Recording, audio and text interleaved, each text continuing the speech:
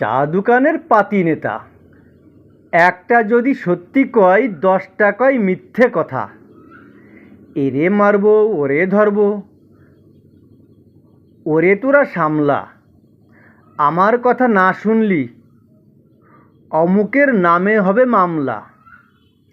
Police আমার কথা শোনে, এমপি আমার দোস্ত, শীর্ষ সন্ত্রাস মুরগি মান্নান এক টেবিলই খাই গোস্ত।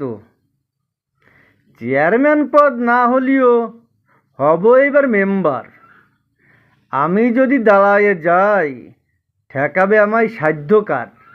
1000বার ঘুরে নেতা, একটা প্রজেক্ট যদি পাই, 1 আনা কাজ করে তার 15 আনায় মারে খাই। 1000 গল্প শুনিয়ে নেতা, চা খাই সে ফ্রি।